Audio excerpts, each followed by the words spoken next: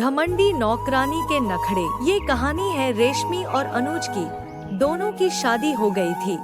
रेशमी भी अच्छी खासी पढ़ी लिखी थी। वो जॉब करना चाहती थी। अभी शादी को कुछ ही दिन हुए थे। एक दिन की बात है। रेशमी अनुज से बोलती है, अनुज, वो बात ये थी कि मैंने जॉब के लिए अप्लाई किया था तो मेरी जॉब लगी है। बहुत अच्छी नौकरी है। मैं सोच रही थी कि अगर मैं भी जॉब करूं तो कितना अच्छा रहेगा। फिर घर के कामों के लिए नौकरानी रख लेंगे। रेशमी, बोल तो तुम ठीक रही हो। अगर तुम जॉब करना चाहती हो तो करो, बहुत अच्छी बात है।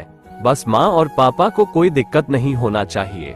एक बार तुम माँ से बात कर लो। रेशमी अपनी सास के पास जाती है और बोलती है, माँ, मैंने अपने नाम का फॉर्म डाला था। मेरी नौकरी लग गई है। बहुत अच्छी नौकरी है माँ।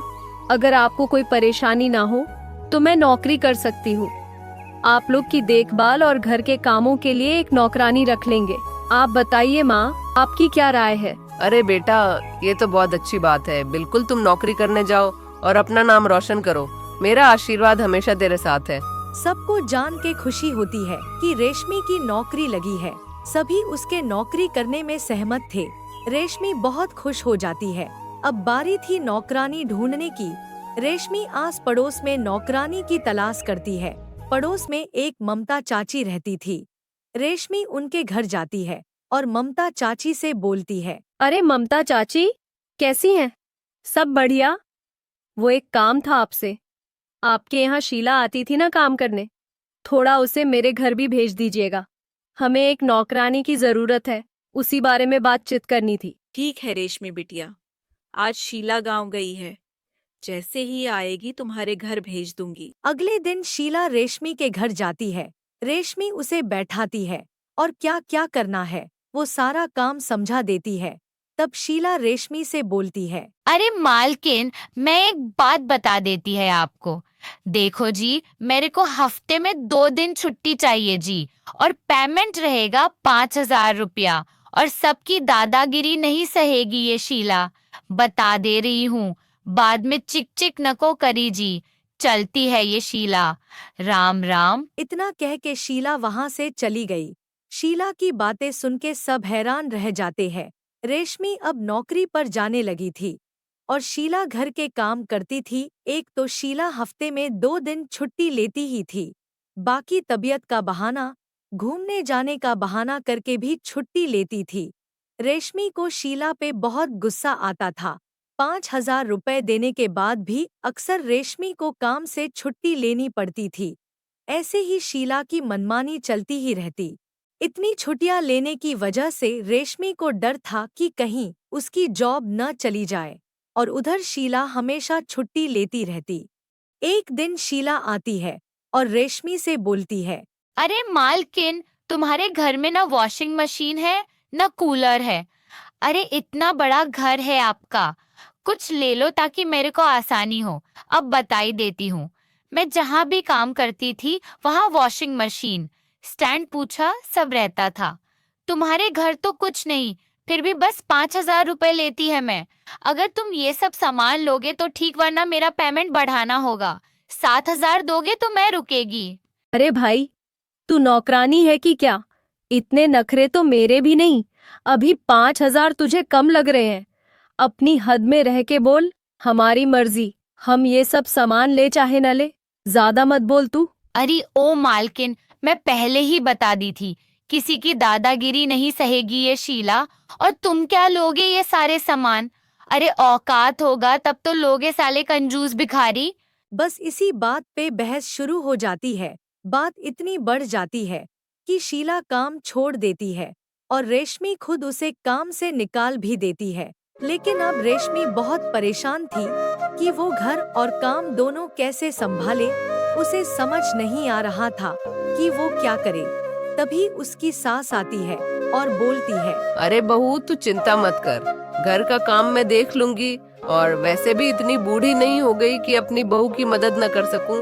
और फिर कुछ दिन बाद कोई और नौकरानी मिल ही जाएगी। ठीक है बेटा, चल अब आराम कर। ये सुन के रेशमी को बहुत अच्छा लगता है। वो फिर से काम पे जाने लगती है और रेशमी की सास घर का काम संभालती है। रेशमी ने आस पड़ोस में खबर कर दी कि उन्हें नौकरानी की जरूरत है। कुछ दिन बीते तो एक लड़की रेशमी के घर आती है। रेशमी उससे बोलती है, माफ करिएगा, मैंने आपको पहचाना नहीं, आप कौन?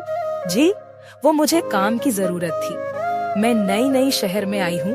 पता चला कि आपको नौकरानी की जरूरत है, तो चली आई। देखिए, मेरा नाम पूनम है। मुझे इस वक्त काम की बहुत जरूरत है। मना मत करिएगा। आप जितनी भी तनख्वाह देंगे चलेगा। मैं सारा काम कर लेती हूँ। यह सुन रेशमी की सारी परेशानी दूर हो गई। पूनम बहुत सीधी और अच्छी लड़की रहती है। रेशमी उसे महीने के 5,000 देती है। पूनम खुशी खुशी सारा काम करती है और रेशमी के सास ससुर की देखभाल भी करती है। अब रेशमी निश्चिंत होकर काम पे जाती है। उधर शीला का बुरा हाल था। रेशमी के घर से निकलने के बाद शीला का कहीं और काम नहीं लगा।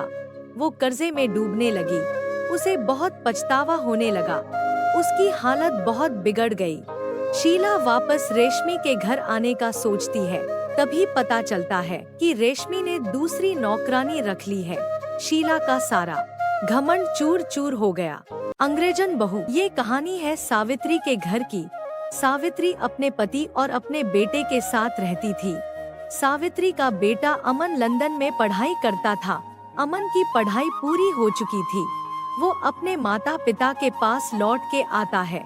सावित्री अपने बेटे के स्वागत में ढेर सारी तैयारी करती है।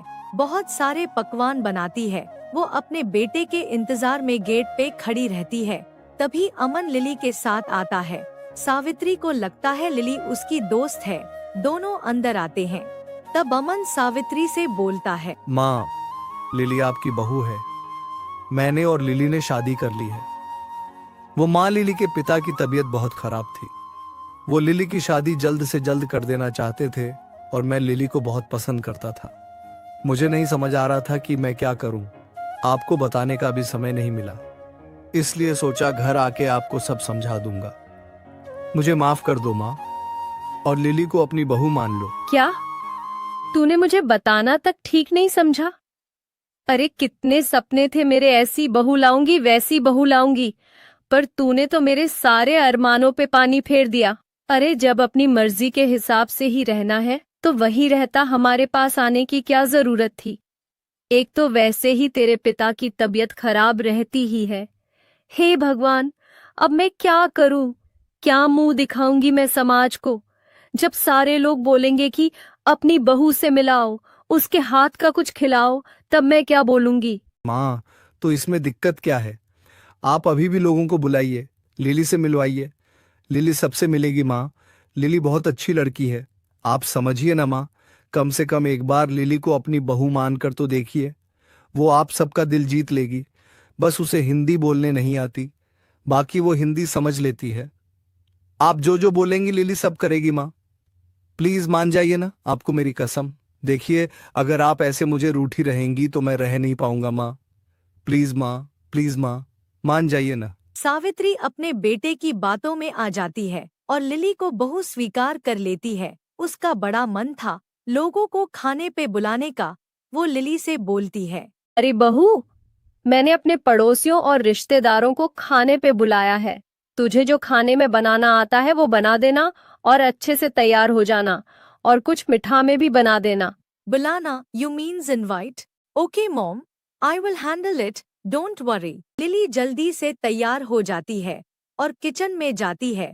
वो सोचने लगती है कि वो क्या बनाए। उसे तो बस मैगी बनाना आता था। वो मैगी बनाने लगती है। सारे मेहमान आते हैं।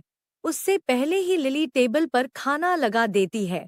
सावित्री देख के हैरान रह जाती है और बहुत शर्मिंदा महसूस करती है। सब लिली का बहुत मजाक बनाते हैं और वहां से बिना खाए चले जाते हैं। सावित्री को लिली पे बहुत गुस्सा आ रहा था। जब अमन रात को ऑफिस से घर आता है, तब सावित्री अमन से बोलती है, और आगे साहबजादे, अरे मेरी क्या गलती थी जो ऐसी बहू मेरे पल्ले बैठा दी? अरे नामुराद, इसकी वजह से मेरी कितनी बेइज्जती हुई है। तुझे पता भी है, मैंने आज अपने पड़ोसियों और रिश्तेदारों को खाने पे बुलाया। मैंने इससे बोला, जो तुझे आता है वो बना दियो। अब मुझे का पता था कि इसे कुछ आता जाता ही नहीं। मेरे तो भाग ही फूट गए हैं। अमन सावित्री से माफी मांगता है। तब तक लिली रोने लगती है। फिर अमन लिली को लेकर अपने कमरे में चला जाता है। सावित्री को लिली बिल्कुल भी पसंद नहीं आती थी। सावित्री को लिली से एक अलग सी चिढ़ होने लगी थी। वो चाहती नहीं थी कि लिली उसके साथ उसके घर में रहे। उसे कुछ समझ नहीं आ रहा था कि वो लिली से पीछा कैसे छुड़ाए। एक दिन की बात है, सावित्री अपनी पड़ोसन सुशीला के घर जाती है और बोलती है, अरे सुशीला, क्या बताऊं, मेरी तो किस्मत ही फुट गई। पता नहीं कैसे ये अंग्रेजन बहू पल्ले पड़ गई है। न उसे बड़ों की इज्जत करनी आती है, न खाना बनाने आता है। बज़्ज़ात को तो हिंदी भी नहीं आती कि उसे मैं दुनिया भर के ताने मारूं और वो यहाँ से चली जाए। कुछ रास्ता निकाल, वरना मैंने तो समय से पहले ही मर जाना है। सुशीला तो पहले से ही उसके घर से जलती थी। उसको मौका मिल गया सावित्री के घर को तहस नहस करने का। वो सावित्री को बहुत भड़का देती है और बहुत अनाप शनाप बकने को बोलती है। लिली को गालियां देने को बोलती है ताकि लिली को बुरा लगे और वो अमन को छोड़ के चली जाए। और कहती है अगर तब भी ना माने तो तलाक मांग लेना और अमन की दूसरी शादी कर देना, वो भी अपनी पसंद की बहू से। सावित्री सुशीला के बहकावे में आ जाती है और घर जाके लिली और अमन से बोलती है, अरे बज़्ज़ात औरत, कब जाएगी तू हमें छोड़ के? और तू नालायक, साले तुझे पाल पोस के बड़ा किया और तू मुझे ये दिन दिखा रहा है। अभी के अभी तू इस लिली को तलाक दे और मेरी पसंद की बहू से शादी कर। और अगर तू इसे नहीं छोड़ेगा तो मेरे घर से अभी के अभी निकल जा और इस बज़्ज़ात को मेरी नजरों से हटा। जल कुकड़ई नालायक, बेशरम लड़की, निकल जा मेरे घर से अभी के अभी। बस माँ, आप मेरी लिली को ऐसा कैसे बोल सकती हैं? मुझे आपसे ये उम्मीद नहीं थी। माना कि आपका हक बनता है गुस्सा करने का, पर इतना अनाप शनाप बोलेंगी तो मैं बर्दाश्त नहीं करूंगा।